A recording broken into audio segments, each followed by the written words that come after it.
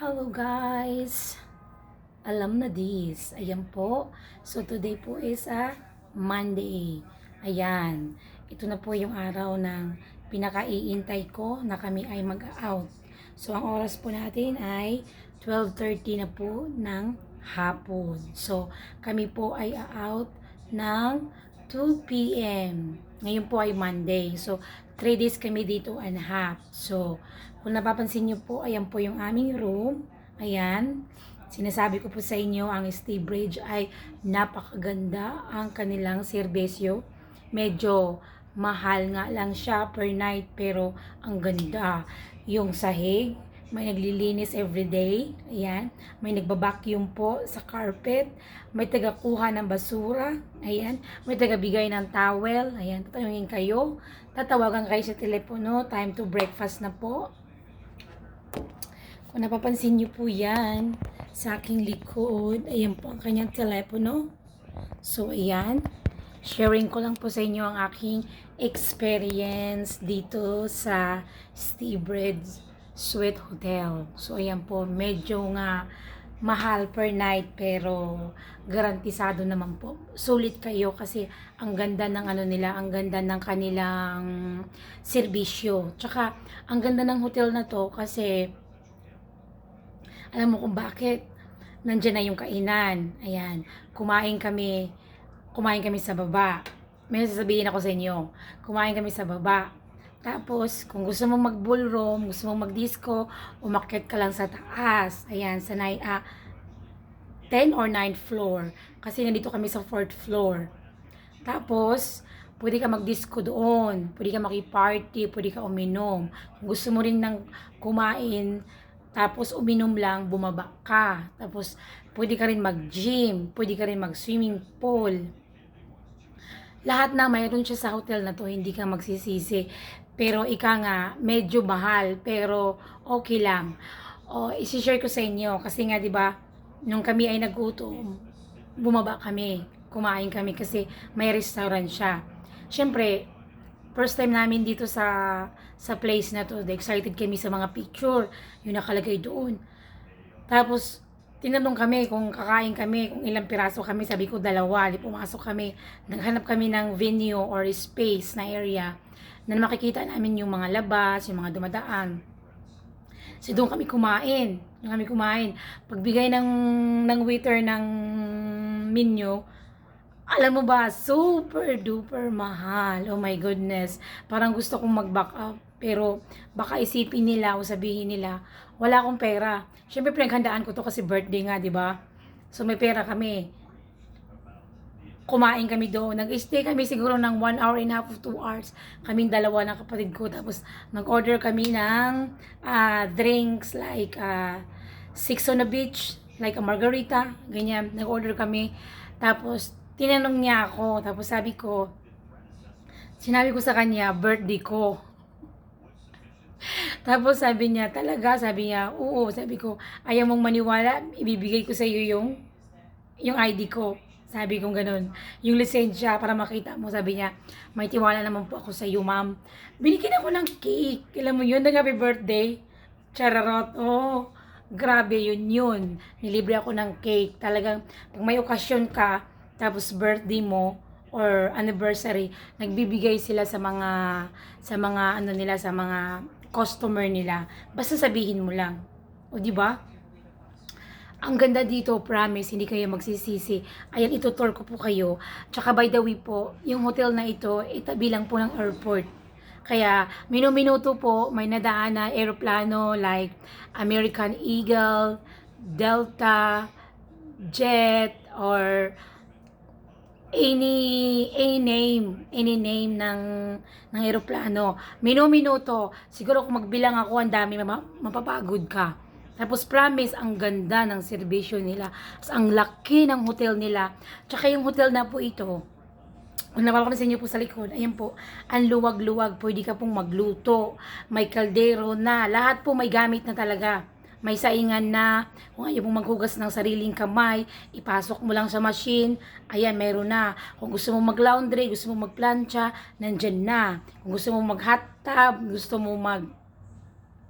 Gusto mo mag-jacuzzi, ayan, meron siya. Talagang malaki, kaya pala siya mahal. Pero, deserve ko naman kasi ako po nagtatrabaho ng 12 hours. Tapos, syempre treat ko naman yung sarili ko kasi hindi kami umuwi this year. Uuwi kami ng Pinas next year. So, abangan nyo po yan. So, ipapakita ko po sa inyo. Ayan po yung view sa labas. Ayan. Napansin nyo po. Kita ko po sa inyo. Ayan siya. Ilawin po natin. Ayan yung pangalan ng hotel. Staybridge. Ayan. Tapos all the time, tawagan kanila, time to breakfast na, blah blah blah. Ayan. Tapos yung bed nila po, malaki. Ayan ang luwag. Ang luwag siya. Siguro kung payat kayo, kagaya sa akin, tsaka sa kapatid ko, pwede ang 3 or 4 dyan. Ayan. Yan yung blue. Ang kapal-kapal, very smooth. Sobra. Tapos ayan, ito yung cabinet nila. Ito yung aking susuotin kasi kami ay kumain sa baba. Ayan. Watching news. Ayan. Nanood kami ng news po ng live. Ayan. Sa Chicago. Ayan po siya. Tapos ang ganda kasi mayroon siyang sopa. Ayan. May sopa po siya. May view. Ayan. Nakahanda na po yung gamit namin. Ayan po. Ayan yung kanyang CR. Huwag natin ipakita kasi nandyan po si Bunso. Tumatae. Tapos tingnan mo. Ito po yung pinto. O, di ba ang luwag? Ayan. Ayan po, gusto mong kumain dyan, magluto, umupo. Ayan, sinasabi ko nga sa inyo, kung gusto mong kumain, may mga plato dito. Ayan o. Ayan. Kung ayaw mo maghugas ng kamay, ayan po. Andito yung basurahan sa loob. Kung gusto mo magluto, ayan. Sobrang bilis. Ang bilis ng process. Ayan siya. Maghugas ka. Itong plastic, itatapo na yan. Tapos ang ganda nito. Oh. Ayan mo. May ganito kami. May pinagawa ko sa amin. Kaya lang malaki yung sa amin. Kasi malaki nga yung sink namin. Ayan po siya. Gusto mong magkape, magtinapay, may microwave. Gusto mong uminom. Ayan yung mga asin, bitchin, sugar na sa loob. Tapos may ref na po siya. Kung gusto nyo po. Ayan. Tapos silipin po natin para makita nyo po.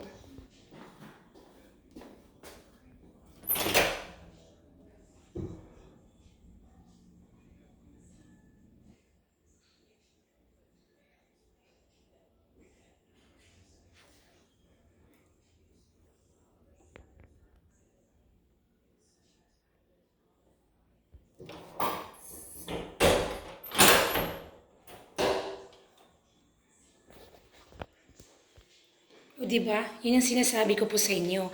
Maganda ang hotel niya, malaki.